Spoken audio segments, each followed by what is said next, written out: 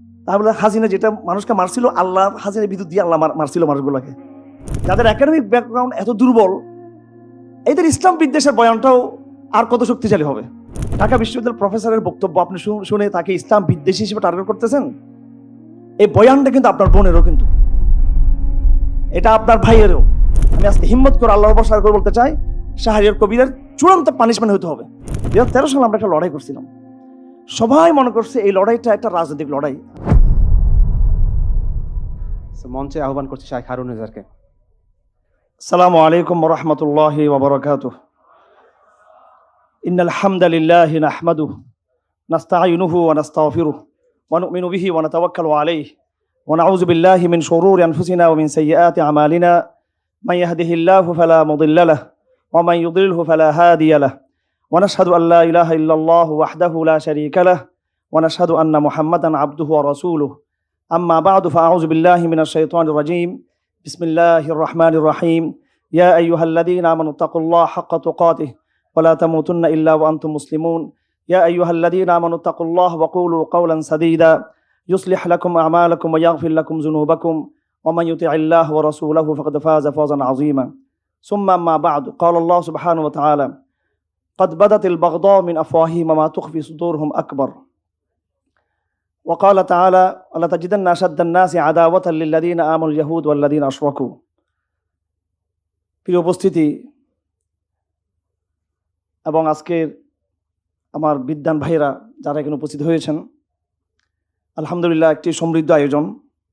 আমরা সর্বপ্রথম আল্লাহ পাক সুবহানাহু ওয়া তাআলা শুকরিয়া আদায় করছি, তিনি আমাদেরকে তৌহিদের একটি আধ্যাত্মিক এবং স্মার্ট আয়োজনে সমবেত হওয়ার তৌফিক দিয়েছেন। এবং সাথে সাথে আমি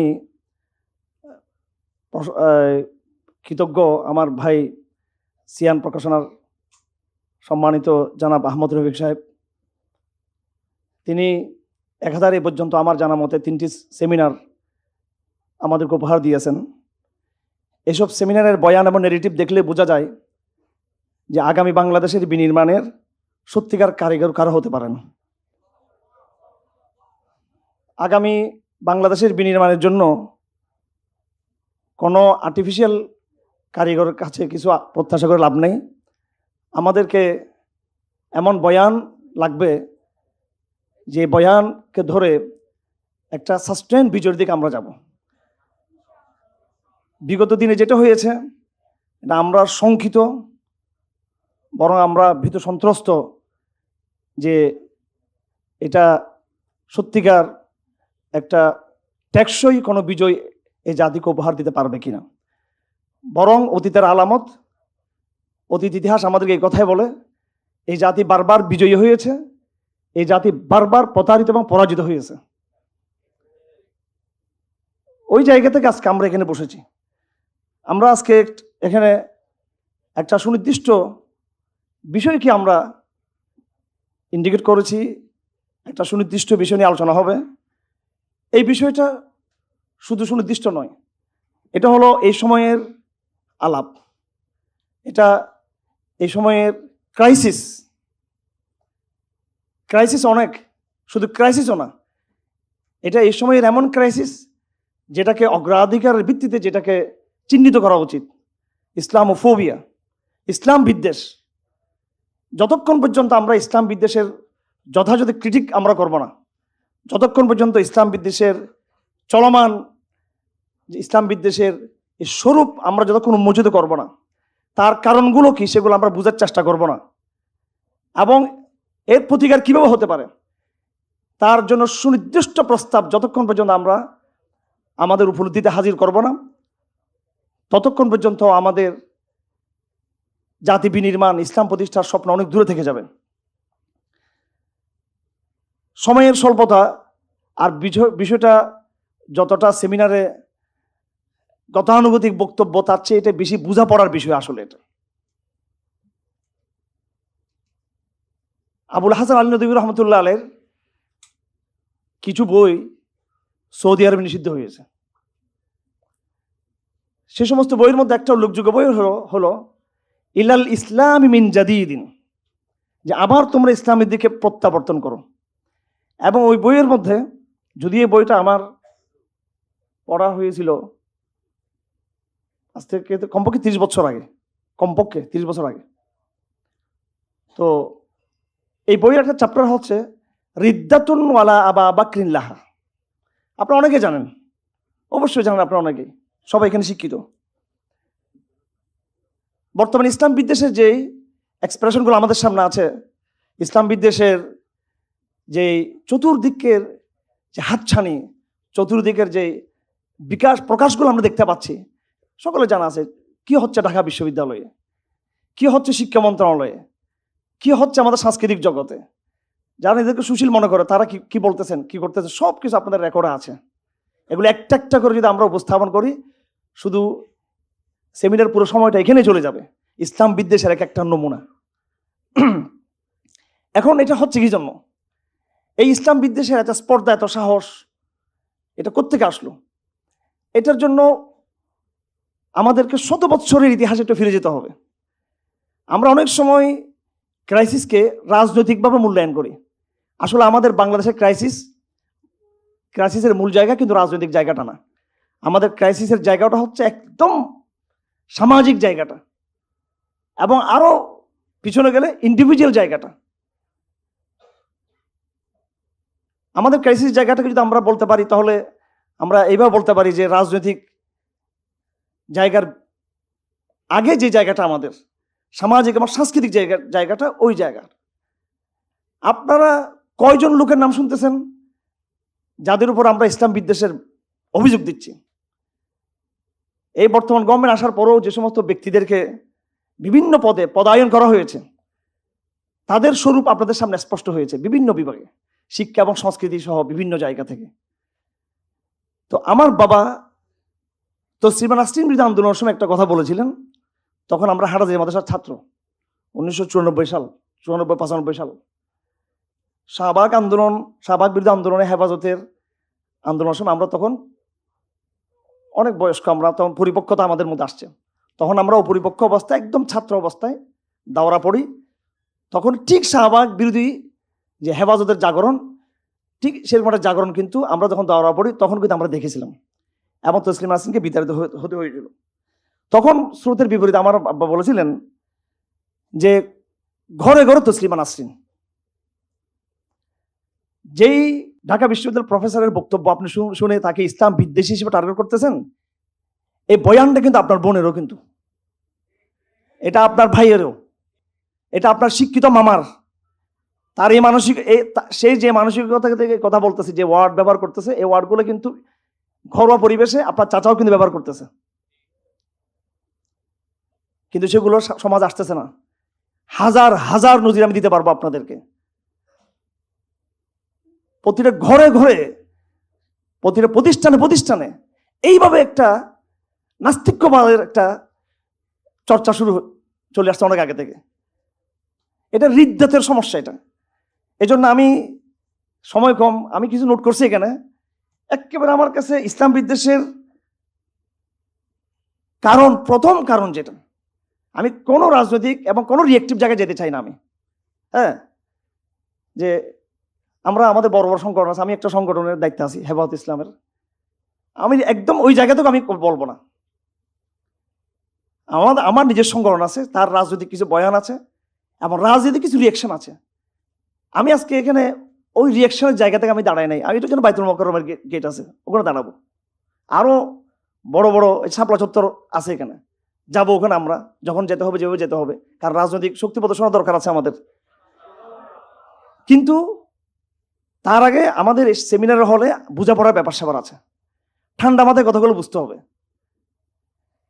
প্রধান কারণ হলো ইসলাম বিদ্বেষের, সেটা হলো গণকারণ, একেবারে গণকারণ, এবং এটা ঐতিহাসিক কারণ, এবং এটা সামাজিক কারণ। আমি কয়েকটা শব্দ বলছি। এটা মূল কারণ, এটা সামাজিক কারণ, এটা ঐতিহাসিক কারণ। সেটা হলো ইসলাম সম্পর্কে মূর্খতা। ইসলাম সম্পর্কে মূর্খতা। এই দেশের যে একাডেমিক অবস্থা, এখানে অনেক আমাদের আলহামদুলিল্লাহ বিদ্বান ভাইরা আছেন, জ্ঞানী ভাইরা আছেন, ওনাদেরকে আমরা অনেক সম্মান করি, ভালোবাসি। ওনারা জেনারেল ইনস্টিটিউশন থেকে উঠে আসছেন।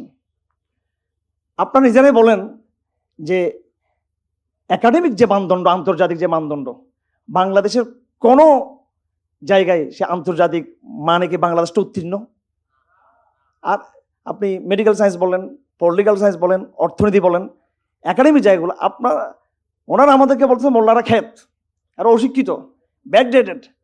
ঠিক আছে, হুজুরা ব্যাকডেটেড, অশিক্ষিত, হুজুরা সমাজ থেকে অপাংতয়, হ্যাঁ, অথবা কুমমণ্ডক। তো এখানে চুয়েট বুয়েটের আপনার অন্যভাবে নেবেন না কথাটা। সেকুলার ফরম্যাটে যেহেতু রাষ্ট্রটা গঠিত হয়েছে এবং সেকুলারদের হাতেই কিন্তু এটা রয়েছে। তো এখানে আমি এমন কিছু ভাই দেখতে পাচ্ছি যারা একদিকে ইসলামকে ধারণ করে, অন্যদিকে তারা আধুনিক শিক্ষায় শিক্ষিত। বাংলাদেশটা এদের হাতে দিয়ে দিলে 10 বছর পুরো বাংলাদেশ পাল্টে দেবে একবারে। তো এখন যে সেকুলার ফরম্যাটে বাংলাদেশটা চলতেছে, পাকিস্তান, বাংলাদেশ, জর্দানের যে অবস্থা, এটা একাডেমিক মানদণ্ড তারা উত্তীর্ণ না। আমি এটা বলতে চাচ্ছি, ইসলাম বিদ্বেষের কোনো একাডেমিক মানদণ্ড নাই এদের। ইসলাম বিদ্বেষের কোনো একাডেমিক স্ট্যান্ডার্ড নাই। এটা নিছক মূর্খতা থেকে আসতেছে। আপনি বড় বড় লাইব্রেরিতে যাবেন, ঢাকা বিশ্ববিদ্যালয় বিভিন্ন জায়গায় আপনি যে মেলাগুলোতে যাবেন, সেকুলার বই মেলাগুলোতে যাবেন, কোনো প্রোডাক্টিভ মৌলিক গ্রন্থ আপনি খুঁজে পাবেন না, খুব কম খুঁজে পাবেন। ওখানে পাবেন ভুয়া কবিতা, তারপরে মানহীন নাটকের আর গল্পের বই। আপনি মানসম্মত হাই স্ট্যান্ডার্ড কোয়ালিফাইড এরকম একাডেমিক ইয়ে তবে যদি আপনি পাবেন না। তো যাদের নিজস্ব একাডেমিক জায়গাটাই দুর্বল, যারা পাশ্চাত্যের নিজেদেরকে অনেক বড় যারা অনুসারী মনে করে, যারা এখনো তাদের সমকক্ষতা তারা লাভ করতে পারে নাই, এই একাডেমিশিয়ানরা ইন্ডিয়ার সমকক্ষতা লাভ করতে পারে নাই, ইউরোপ আমেরিকার কি করবে তারা? তো এবার বুঝে নেন, যাদের একাডেমিক ব্যাকগ্রাউন্ড এত দুর্বল, এদের ইসলাম বিদ্বেষের বয়ানটাও আর কত শক্তিশালী হবে? তো এদের প্রতি আহ্বান থাকবে যে এরা যেন পড়াশোনা করে।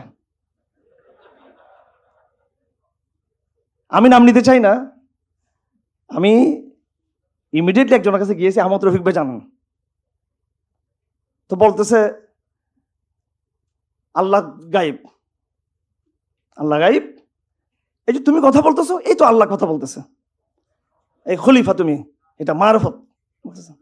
তো আমি বললাম যে শেখ হাসিনার উনি আবার ফেসিজম বিরোধী, আবার ফেসিজম বিরোধী অনেক বড় গুরু।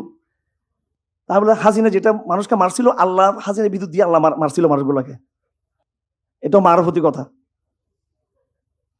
হ্যাঁ, উনি কিন্তু তৎক্ষণাৎ স্তব্ধ হয়ে গেছেন বলার পরে। আমি দুঃখের সাথে বলতে চাই যে এটা আসলে একটা গ্যাপ আছে ওনাদের ইসলাম বিদ্বেষের জায়গাটা, সেটা হচ্ছে পড়াশোনার জায়গাটা। একাডেমিশিয়ানদের পড়াশোনা করতে হবে। আর আমাদের যারা সামাজিক, আমাদের ভাই বোনরা আছেন সামাজিকভাবে যারা আমাদের, এরা হচ্ছে অজ্ঞতার জায়গা থেকে এবং একটা ট্রেডিশনাল জায়গা থেকে তারা এটা করে আসতেছেন। এই জন্য এই রোগটাতে আমরা চিহ্নিত করতে পারি কিভাবে মূর্খতা থেকে দূর করা যায়। তো সোশ্যাল অ্যাক্টিভিটিস ফোরাম যেটা আছে, আমি মনে করি এটা লাগাতার যদি কর্মসূচিগুলো আমরা দিয়ে থাকি ইনশাআল্লাহ আজিজ, এটা আমি আজকে এটার সাথে আমি একত্র পোষণ করতেছি এবং আপনাদের সকলকে বলবো এই প্ল্যাটফর্ম আপনার কাজ করার জন্য। এবং এখানে আলমুল আমাদের সাথে সমন্বয় থাকবে। একটা হাদিস আপনার সবসময় মনে রাখবেন, খিয়ারকুম ফিল জাহিলিয়া খিয়ারকুম ফিল ইসলাম ইযা ফাকুহু। জাহিলিয়ার জমানায় যারা এলিট ছিল, জাহিলিয়ার জমানায় যারা মেধাবী ছিল, জাহিলিয়ার জমানায় যারা সমাজের নেতৃত্ব যারা হাতে ছিল, দ্বীনের বুঝ যখন আসবে তারাই কিন্তু দ্বীন এসে আবার সে নেতৃত্ব তারাই কিন্তু দিবে। ইসলামে যারা এসেছিলেন, হযরত ওমর, হযরত আলী, হযরত আবু বকর, ওসমান, সাদ এবং সাদ বিন মুআজ, আনসারীদের মধ্যে বলি, মুহাজিরদের মধ্যে বলি, জাহিলিয়ার মধ্যে যারা লিডারশিপের জায়গায় ছিলেন, চিন্তার জায়গা ছিলেন, মেধার জায়গা ছিলেন, ওরাই কিন্তু ইসলামের বুঝ নিয়ে তারাই কিন্তু সেই ইসলামকে তারা নেতৃত্ব দিয়েছেন। এখানে আপনারা যারা আছেন আমার প্রিয় অডিয়েন্স, এখানে অনেক অধিকাংশ এখানে শিক্ষিত যারা আধুনিক ইনস্টিটিউশন আছেন, আপনারা এই প্ল্যাটফর্মে যুক্ত হয়ে একটা লড়াই আমরা বাংলাদেশে শুরু করি। সেই লড়াইটা হলো যে মূর্খতাকে দূর করা, অজ্ঞতাকে দূর করা। প্রচুর পড়াশোনার দরকার আছে। কোরআনকে যদি আমরা মনে করি যে এটা একটা গতানুগতিক একটা নেগেটিভ, গতানুগতিক একটা বয়ান, এটা আমাদের শিক্ষিত সমাজের একটা মানসিক রূপ। তো এটা অনেক বড় এজেন্ডা, কিভাবে মূর্খতাকে দূর করা যায়, এটা অনেক বড় ব্যাপার স্যাপার। এটার জন্য আমাদেরকে দুটো লেভেলে কাজ করতে হবে। দেখেন, একজন ঢাকা বিশ্ববিদ্যালয়ের প্রফেসর, সে প্রফেসর হয়ে যে বক্তব্য দিচ্ছেন এবং সামাজিক প্রতিনিধিত্বর জায়গা থেকে, তখন সে মিডিয়াতে আসতেছে। এটা কিন্তু তার পারিবারিক ব্যাকগ্রাউন্ড থেকে কিন্তু হয়ে আসছে, কিন্তু এরকম পারিপার্শ্বিকতা থেকে তৈরি হয়েছে। আমি যে মেসেজটা দিতে চাচ্ছি এখানে আপনাদেরকে, সেটা হলো ইসলাম বিদ্বেষকে আজকে যে আমরা টার্গেট করেছি, এটা মনের দুঃখ থেকে, আমাদের মনের পেন থেকে, যে এইভাবে এই কথাগুলো আসতেছে ইসলামের বিরুদ্ধে। তো এর ক্ষেত্রটা কিন্তু একটা পারিপার্শ্বিক জায়গা থেকে উঠে আসছে। এটা যতক্ষণ আমরা গোড়াতে মেহনত করবো না, আমি এখন ঢাকা বিশ্ববিদ্যালয়ে একটা তর্কে ডাক দিতে পারি যে একদিকে আসিফ আদনান থাকবে, হ্যাঁ, শক্তি ভাই থাকবে, আমরা থাকবো, আরেকদিকে ওদের 3-4 জন থাকবে। এটা কিন্তু হবে উপরিতলার একটা সলিউশন, এবং এটা থেকে অনেক এই সেলিব্রিটিজম এখানে থাকবে, এখানে মানে এটা নিয়ে খুব প্রচার হবে, কিন্তু এটা ক্রাইসিসকে কিন্তু এটা সলিউশন করবে না। এটাও একটা সলিউশন, কিন্তু এটা প্রথম সলিউশন না। প্রথম সলিউশনটা হলো একবার গভীর শিকড় থেকে, সামাজিক জায়গা থেকে। এই জন্য আপনি স্কুলগুলোকে টার্গেট করেন। এই স্কুলগুলোকে স্কুল থাকবে, কিন্তু ইমানের জায়গা থাকতে হবে। এটা কলেজ মাদ্রাসা হবে না, কিন্তু কলেজে তৌহিদের চর্চাকে মৌলিক করতে হবে। বিশ্ববিদ্যালয় থাকবে। আমরা কখনো বলছি না এখন এই নাস্তিকরা, বাংলাদেশের অশিক্ষিত নাস্তিকরা, এরা বলতে চায় যে ঢাকা বিশ্ববিদ্যালয় মাদ্রাসা হয়ে গেছে। মাদ্রাসা কি শব্দ? এটা মাদ্রাসা কি কোরআন শরীফে আছে নাকি শব্দটা? আমরা কোনো মাদ্রাসা প্রতিষ্ঠা করবো না, আমরা ইমানের প্রতিষ্ঠান কায়েম করবো। আমরা অবশ্যই ঢাকা বিশ্ববিদ্যালয়কে ইমানের কেন্দ্রে পরিণত হতে হবে, এবং এটা কেন্দ্র পরিণত করে ছাড়বো আমরা ইনশাল্লাহ আগামী 1 দশকের মধ্যে। আমরা আগামী 1 দশকের চ্যালেঞ্জ, সেটা হলো ঢাকা বিশ্ববিদ্যালয়কে এবং অন্য বিশ্ববিদ্যালয়কে মাদ্রাসা বানানোর চ্যালেঞ্জ নয়, অবশ্যই সেটা হচ্ছে ইমানের কেন্দ্রে পরিণত করার চ্যালেঞ্জ। সেটা হতেই হবে। এটা সংখ্যাগরিষ্ঠ মুসলমান দেশে এটাই হবে। তো এগুলো বলে আমাদেরকে আতঙ্ক তৈরি করা হয় যে মাদ্রাসা হয়ে যাবে, হুজুর হয়ে যাবে, মোল্লা হয়ে যাবে।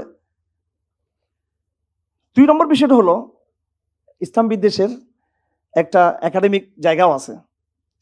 আগে যেটা বলছি সেটা তো একাডেমিক জায়গা না, সেটা পারিপার্শ্বিক জায়গা, সামাজিক জায়গা, সাংস্কৃতিক জায়গা, ঐতিহাসিক জায়গা। আর একটা হলো যেটা ইসলাম বিদ্বেষের ক্ষেত্র তৈরি হচ্ছে, সেটা ইস্তেশরাকের মাধ্যমে, ওরিয়েন্টালিজমের মাধ্যমে।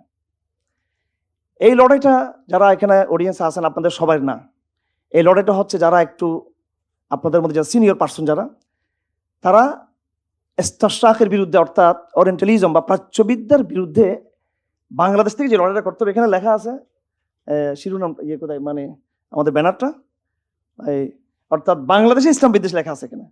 এখানে শুধু ইসলাম বিদ্বেষ বলা হয়নি। শুধু ইসলাম বিদ্বেষ বললে এটা একটা আমরা ওয়ার্ল্ড ওয়াইড ওটা আলাপ করতাম, যেহেতু এখানে বাংলাদেশকে নির্দিষ্ট করা হয়েছে। বাংলাদেশে ইসলাম বিদ্বেষটা হচ্ছে কি পাশ্চাত্যের, পশ্চিমাদের কপি পেস্ট। ওদের পুরো জীবন ব্যবস্থাই হচ্ছে কপি পেস্ট, ওদের মূল্যবোধ বাইরে থেকে আনা। এই দেশের একাডেমির অবস্থা হলো সবকিছু বাইরে থেকে নিয়ে আসছে। এটা কলোনিয়াল একটা ব্যবস্থা। তো সুতরাং ইসলাম বিদ্বেষটাও তারা বাহির থেকে নিয়ে আসছে। অর্থনীতি, সমাজবিজ্ঞান, রাষ্ট্রবিজ্ঞান, সেকুলারিজম, জাতীয়তাবাদ, গণতন্ত্র, এটা যেমন ওরা বাইরে থেকে নিয়ে আসছেন, নিজেদের কোনো কিছু নেই, ঠিক ইসলাম বিদ্বেষটাও তারা বাইরে থেকে নিয়ে আসছেন। আমাদেরকে যে কাজ করতে হবে, একদম ইউরোপের মূল জায়গায় তাত্ত্বিক আঘাত করার শক্তি এখন আমাদের বাংলাদেশে ওই রকম মেধাবী লিটারেচার বা মেধাবী ব্যক্তিত্বের অনেক অভাব এবং প্রতিষ্ঠান তো নাই। আমরা যেটা করব যে কোন কোন ইউরোপীয় লেখাগুলো বাংলাদেশে ইস্তেশরাকের মাধ্যমে, ওরিয়েন্টালিজমের মাধ্যমে, প্রাচ্যবিদ্যার মাধ্যমে কি কি বইগুলো আসছে। আমার পারিবারিক কারণে আমরা চট্টগ্রাম এবং ঢাকাতে অনেকগুলো শিক্ষিত পরিবারের সাথে যুক্ত। আমি দুইটা পরিচয় দিচ্ছি আমি আপনাদেরকে, জাস্ট বোঝার জন্য কথাটা।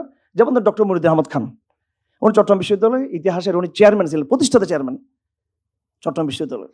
তো উনি আমাদের খুব ঘনিষ্ঠ আত্মীয়, মারা গেছেন। উনি 100 বছর বয়সে তিনি ইন্তেকাল করছেন। কেমব্রিজের প্রফেসর ডক্টর জামাল নজরুল ইসলাম সাহেব, উনি আমরা যে বাসায় এখন থাকি এটা ওনার বাসা। আসলে এটা আমরা ওনার থেকে সরকার থেকে লিজ নিয়েছি, সরকারের সাথে ওনাদের মামলা চলতেছিল, মাঝখানে সরকার থেকে লিজ নিয়ে হতে জায়গাটা আমাদের হয়ে গেছে। পরে ওনাদের সাথে আমাদের ছিল কিছু, এরপরে মোটামুটি জায়গাটা ওনাদের, একটা বড় অংশ ওনাদের। এরপর ওনাদের পরিবারের সাথে আমাদের একটা প্রথমে ছিল লেনদেনের সম্পর্ক, অর্থাৎ এটা মামলার সম্পর্ক ছিল দুই পক্ষের। পরে ওনাদের সাথে আমাদের একটা পারিবারিক সম্পর্ক হয়ে গেছে, তাদের সাথে একটা ভালো একটা সম্পর্ক। উনি মারা গেছেন 2013 সালে, ডক্টর প্রফেসর জামাল নজরুল ইসলাম। আমি ওনাকে জিজ্ঞেস করেছিলাম যে স্টিফেন হকিং আপনার, আমি মনে করি ওনার বস মনে করছিলাম। তো উনি বললো যে না, উনি আমার বয়সে 2 বছর ছোট।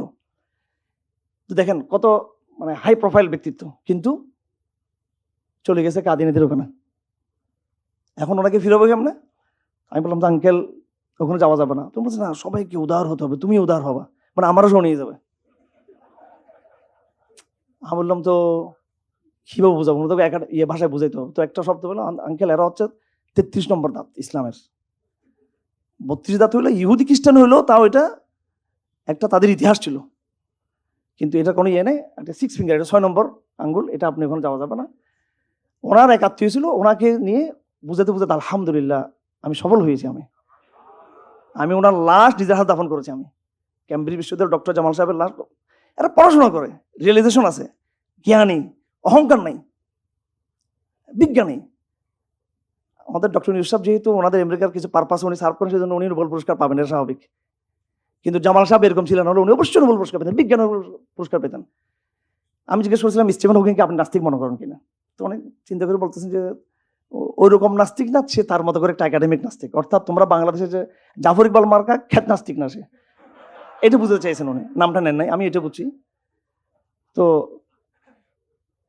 তো আলহামদুলিল্লাহ আমি যখন দাফন করছি, ওনাকে একজন মুয়াহ্হিদ বানিয়ে, আমি বানাই না, আল্লাহ বানিয়েছেন, আমি দাওয়া দিয়েছি, আমি ওনাকে লাশটা রেখেছি ওনার। তো এত বড় বড় ব্যক্তিদের যদি ইসলাম সম্পর্কে পড়াশোনার যদি অবস্থা হয়, এবার চিন্তা করুন। ডক্টর মনিরুদ্দিন আহমদ খান সাহেব চলে গেলেন দেওয়ানবাগে, ইনি চলে গেলেন, ওইদিকে ফিরেছে ওনাকে, ইনি গেলেন আবার দেওয়ানবাগে, এবার ওনাকে ই করতে হবে। উনি আবার অনেক প্রচন্ড মাত্রার বড় জ্ঞানী মানুষ, তো প্রচুর সময় দিয়েছি। আমি যেটা বলতে চাচ্ছি সেটা হলো, এই আমাদের এই হাই প্রোফাইল এডুকেটেড শ্রেণী, এরা মারাত্মকভাবে ওনারা স্ট্রাক দ্বারা প্রভাবিত, ওর ইন্টেলিজেন্স দ্বারা প্রভাবিত। এখন আমি ইউরোপের এই সমস্ত লিটারেচার মোকাবেলা করার জন্য অনেক বড় ব্যবসা লাগবে, এগুলো কিছু বিষয় আছে আমাদের শেখদের বা আমাদের যারা ওস্তাদরা আছেন। বাংলাদেশে আমরা যেটা লড়াই করবো সেটা হলো প্রাচ্যবিদ্যার কোন কোন বইগুলো আমাদের সিলেবাসে আছে, ডাইরেক্টলি এবং ইনডাইরেক্টলি। হয়তো বইটা লেখছে বাংলাদেশের লেখক, কিন্তু সে ওদের ছাপ দিয়ে বইটা তৈরি করেছে। এগুলো একাডেমিক অ্যানালাইসিস আসতে হবে আমাদেরকে, এবং এটাকে চিহ্নিত করতে হবে, এই জায়গাতে আমাদের বাইর করতে হবে। আমার সময় শেষ হয়ে আসছে। আমার ভাইয়েরা, এটা 2 নম্বর কথা বললাম। 3 নম্বর কথাটা হলো, একটু কিছু মনে করবেন না, আমি ফল মানটি একটু কম বুঝি, সাদা সিধা মানুষ, আমার ব্যাগটা একটু দিতে হবে। এই থানবে আমার ব্যাগটার মধ্যে, এই ব্যাগের মধ্যে যতগুলো বই সবগুলো বই নিয়ে আসতে হবে। এটা বলে আমি শেষ করে দিচ্ছি, আমার সময় শেষ। আমার এই ফ্ল্যাট ধরতে হবে, আমার দিনাজপুর যেতে হবে আজকে। তো 2013 সালে, এবার আমার 3 নম্বর পয়েন্ট, এটা আমার 2013 সালে আমরা একটা লড়াই করছিলাম। সবাই মনে করছে এই লড়াইটা একটা রাজনৈতিক লড়াই। আমার ভাইরা, এটা কিন্তু আসলে রাজনৈতিক লড়াই ছিল না, এটা ছিল এটা ছিল আসলে একটা আকীদার লড়াই ছিল। কিন্তু আমরা মানুষকে বুঝতে পারি না, এবং হেফাজত এটা মানুষকে বুঝতে পারে নাই। আর হাসিনাও মনে করছে তার গদির টানার জন্য মানে আমরা এটা করছি। আসলে এটা একটা আকীদার সংগ্রাম ছিল। আমরা একটা মূল জায়গায় হাত দিতে চেয়েছিলাম যে এই জাতি মোরতাদ হয়ে যাচ্ছে। এখানে মাঝখানে একটা কথা বলি, ইসলাম বিদ্বেষকে 2 ভাগে ভাগ করবেন। কিছু সচেতন ইসলাম বিদ্বেষী, এদের কোনো ক্ষমা নাই। আমি আজকে হিম্মত করে আল্লাহর উপর সার করে বলতে চাই, শাহরিয়ার কবিরের চূড়ান্ত পানিশমেন্ট হতে হবে। এই লড়াইটা আপনারা কিন্তু আমাদের সাথে থাকবেন, আমাদেরকে ছেড়ে যাবেন না। আমি ইসলামের বিপক্ষে কিছু লিখি নাই, ইসলামের 12টা বাজায় বলতে আমি ইসলামের বিপক্ষে কিছু লিখি নাই। শুধু এরকম এসি রুমে এসে বসে শুধু দিনের কাজ হবে না, রাজপথে নেমে শাহরিয়ার কবিরের চূড়ান্ত শাস্তি না হওয়া পর্যন্ত। এটা আজকে যত ব্লগার বাংলা দেখতেছেন সবার পৃষ্ঠপোষক সে, যত নাস্তিক পৃষ্ঠপোষক, এবং সে শুধু একা না, আরো কিছু ঘুরঘুর করতেছে সাপের বাচ্চারা এখানে, সাপের ডিম, সাপের বাচ্চা, এবং বড় বড় অজগর সাপও আছে এখানে। এদের কিছু হচ্ছে না। এদের আমরা বলছি, রাষ্ট্রকে বলতে চাই, রাষ্ট্রের প্রচলিত আইনের সাথে যদি আমাদের একটা এই সুলহ হুদায়বিয়া টাইপের একটা অবস্থা আমাদের আছে, সেজন্য আমরা আইন হাতে নিচ্ছি না। কিন্তু শর্টকাটে অনেক বড় কথা বলে ফেলছি এখানে, আমরা আইন হাতে নিচ্ছি না। প্রচলিত আইনের ভিতরেই তাদের পানিশমেন্টের ব্যবস্থা আছে, এবং সেই পানিশমেন্ট তাদের আসতে হবে অবশ্যই। ছোট্ট ছোট বাচ্চাদেরকে ফেসবুকে তৌহিদের পক্ষে স্ট্যাটাসের জন্য সন্ত্রাস দমন আইন করে, মামলা করে হাজার হাজার যুবককে আপনার ভিকটিম বানিয়েছেন আপনারা। আর ইসলামের বিরুদ্ধে এত বড় বড় অজগরগুলো, এদের কিছুই হবে না, সেটা হতে পারবে না, সেটা হতে দেব না আমরা সেটা। এর জন্য আমাদের নতুন সংগ্রাম শুরু হবে। ইসলাম বিদ্বেষের বাংলাদেশে কোনো ঠাঁই হবে না, বাংলাদেশে হতে দেব না আমরা। রাজপথ কেউ ছাড়বেন না আপনারা, সবাই সচেতন থাকবেন, সবাই পাহারা দেবেন ইসলামের জন্য। তো একাডেমিক আলাপের পাশাপাশি 2013 সালে আমরা যেটা করেছিলাম 3 নম্বর, সেটা ছিল যে আমরা আকীদার মেসেজ দিতে চেয়েছিলাম। সেটা সরকার যখন গ্রহণ করতেছিল না, আমাকে দুর্বল ভাবতেছে, তখন আমরা একটা পলিটিক্যাল শক্তি হিসেবে আমরা সামনে এসে আমরা আবির্ভূত হয়েছি যে না, আমাদের শক্তি শাহবাগিজমের চেয়ে আমাদের শক্তিটা অনেক বেশি, আমাদের শক্তিটা। তো সেই সময় আমি এই বইটা তৈরি করেছিলাম, এই ইসলাম বিদ্বেষী নাস্তিকবাদের ব্লু প্রিন্ট। এখানে জাস্ট ওদের যে স্ক্রিনশটগুলো, বিভিন্ন এগুলো দেশি বিদেশি বিভিন্ন চক্রান্তের এগুলো আমি এখানে তুলে ধরছি। এবং ইসলাম বিদ্বেষের দুটো জায়গা, একটা হলো এই সাংস্কৃতিক জায়গা, যেটা শাহবাগিজম বা অন্য এদের মতো জায়গাগুলো। ইসলাম বিদ্বেষের আরেকটা জায়গা যেটা হচ্ছে পলিটিক্যাল জায়গা, সেটা হচ্ছে আওয়ামী লীগ। সেই সময় আমরা দুটো নেগেটিভে তৈরি করছি, যে ইসলাম বিদ্বেষের সাথে আমরা সাংস্কৃতিক লড়াই করব, আবার আওয়ামী লীগের ব্যাপার আমরা, এই বইটার নাম হচ্ছে ভারত আওয়ামী লীগের ইসলাম ও মুসলিম বিদ্বেষের কারণ। এই বইটা আমাদের নিজেদের তৈরি করা বইটা, লুকিয়ে লুকিয়ে বইটা প্রচার করতাম আমার ফাঁসি চাই বইয়ের মতো, ঠিক আছে। আবার এই বইটা ইনশাল্লাহ বাজারে আনা হবে ইনশাল্লাহ। সিয়ানের মালিক আহমদ বিবাহ সাহস করলে আমি দিব, উনি ওনার মতো সম্পাদনা করে স্বাধীনতা দিত, এই বইটা আনার দরকার। এখানে একেবারে পলিটিক্যাল ইসলাম বিদ্বেষ, এদের ভারত আওয়ামী লীগের যৌথ ইতিহাস, ইসলামের বিরুদ্ধে আমাদের কি কি কারনামাগুলো আছে এখানে। এমন কথা শেষ করে দিচ্ছি, 4 নম্বর পয়েন্ট, সেটা হলো এই লড়াইটা অনেক গভীর। ইসলাম বিদ্বেষটা নিছক এটা সাংস্কৃতিক রাজনৈতিক বিষয় না, এটা একটা সামরিক আকারও কিন্তু ধারণ করতে যেতে পারে আগামী দিনে। এই অঞ্চলে ইসলাম বিদ্বেষের সাথে দুটো শক্তি জড়িত আছে। আমার এই বইটাতে আমি লিখছি এগুলো সরাসরি ইহুদিরা যুক্ত আছে, এটা বাংলাদেশের এই ইসলাম বিদ্বেষের কার্যক্রমগুলোর সাথে। ইহুদি অনেক বড় বড় প্রতিষ্ঠান, অনেক এনজিও যুক্ত। এগুলো আমাদের এখানে বিজ্ঞ আলোচকরা ইনশাল্লাহ অনেক চমৎকার করে বলবেন, আমি আশা করি অনেক ভালো করে বলবেন। এরা সরাসরি তারা এটা যুক্ত, এবং ভারত এখানে যুক্ত। ইসলাম বিদ্বেষের যে লড়াইটা আমরা এখানে করতেছি, এই লড়াইয়ের মধ্যে কিন্তু আপনাকে শত্রু মিত্র আপনাকে টার্গেট করতে হবে। আপনাকে এটা শুধু দেশীয় পরিমণ্ডলে যদি আমি এটা মনে করি, এটা সমস্যা, অনেক বড় বিপদ হবে এটা। আমি তো প্রাচ্য বিদ্যার যে কথাটা বলেছিলাম, এটা একাডেমিক জায়গা থেকে, এখন হচ্ছে এটা কূটনৈতিক কনস্পাইরেসি জায়গা থেকে বলতেছি কথাটা। কূটনৈতিক কনস্পাইরেসির মাধ্যমে ভারত সরাসরি বাংলাদেশে ইসলাম বিদ্বেষের বিভিন্ন এই উপাদানগুলোর সাথে ভারত যুক্ত এবং ইসরায়েল যুক্ত। এটা আমি তথ্য নিয়ে আমি বলতেছি কথাটা, ওই পরিমাণ তথ্য আমার কাছে আছে, যেটাও তারা ভারত সরাসরি যুক্ত। আমরা মনে করি এলজিবিটি বা অন্যান্য এগুলো আমেরিকার প্রজেক্ট। আসলে এখানে একটু আমাদের একটা অবজারভেশন আছে, এগুলো আমেরিকার সরাসরি প্রজেক্ট আমার মনে হয় না। এগুলো হলো আমেরিকার একটা ডিপ স্টেট আছে, অর্থাৎ ডিপ স্টেট আপনারা অনেকে বুঝতেছেন, এটা একটা দেশের ভিতর একটা দেশ, যেমন ধর গোয়েন্দা সংস্থা বা থিঙ্ক ট্যাঙ্ক। এই এজেন্ডাগুলো হলো মূলত আমেরিকাকে চালায় কিন্তু এরা। এই জন্য বড় বড় বিভিন্ন বিষয়গুলোর আলোচনা এখানে হয়েছিল, যেগুলো কারা মুসলমানদের কাজ, ইহুদিদের কাজ, এদেরকে চালাচ্ছে একটা অপশক্তি। বাংলাদেশে এই সমস্ত এই যে ব্রাক ট্রাক যত কিছু বলেন, এগুলো শুধু আমেরিকা যুক্ত তা না, এটা ভুল হবে। আমেরিকা যুক্ত, আমেরিকার স্টেট ডিপার্টমেন্ট একটা নিরীহ একটা প্রতিষ্ঠান, আমেরিকার এই যে কি বলে এটা হোয়াইট হাউস একটা নিরীহ প্রতিষ্ঠান। এদেরকে চালাচ্ছে কিন্তু ইহুদিবাদীরা চালাচ্ছে এদেরকে। আমি 2007 সালে কাতার গিয়েছিলাম। কাতার হচ্ছে র্যান্ড কর্পোরেশনের হেডকোয়ার্টার মুসলিম বিশ্বে, এখন অনেক বড় সাংবাদিক আমার পরিচয় আছে এখনো। তো ওখানে আমি বাজার ঘাটতে হাঁটতে একটা বই পেলাম আরবিতে, বইটা আমি নিয়ে আসছি। ওই বছরের র্যান্ড কর্পোরেশন তাদের মডার্ন ইসলামপন্থা তারা ম্যানিফেস্টো ঘোষণা করছিল, এবং সেটা আমি বাংলা করে 2007 সালে, 17 সাল না 2007 সালে আমি এটা অনুবাদ করে আমি আমার একটা পত্রিকা আমি দিয়ে ফেলছিলাম। কিন্তু তখন পাঠক ছিল কম, এরকম জাগরণ বাংলাদেশে তখন ছিল না। আমরা ইনশাআল্লাহ ইসলাম বিদ্বেষ যে চক্র, এই চক্রের বিরুদ্ধে আমরা এখন লড়াই সফলভাবে করতে পারবো, যেহেতু আমাদের অডিয়েন্স তৈরি হয়েছে আলহামদুলিল্লাহ, আমাদের কাফেলা তৈরি হয়েছে আলহামদুলিল্লাহ, সব জায়গায় আমাদের সমস্ত বিশ্ববিদ্যালয়ে সব জায়গায়। এই লড়াইটা অনেক সহজ আমার ভাইরা। এই মুহূর্তে আপনি যদি শুয়ে পড়েন তাহলে হেরে যাবেন আপনি, কিন্তু এটা বহু বছর মাসুল দিতে হবে আপনাকে। আরো কিছু কথা ছিল, আমার একদম সময় নেই, আমি যতটুকু পারছি খুব এই হৃদয় থেকে কথাগুলো বলছি। এই ফাইটটা ইনশাল্লাহ আমাদের ভাইয়েরা একাডেমিকভাবে একটু জমাবেন। এই ফাইট একে যুগপথ আমাদেরকে বুদ্ধিভিত্তিক রাজনৈতিকভাবে আমাদেরকে এই লড়াইয়ে সবাইকে সম্পৃক্ত হতে হবে। আল্লাহ পাক সুবহানাহু ওয়া তাআলা সবাইকে তৌফিক দান করুন। ওয়া মা আলাইনাল বালাগ। আসসালামু আলাইকুম ওয়া রাহমাতুল্লাহি তাআলা ওয়া বারাকাতুহু।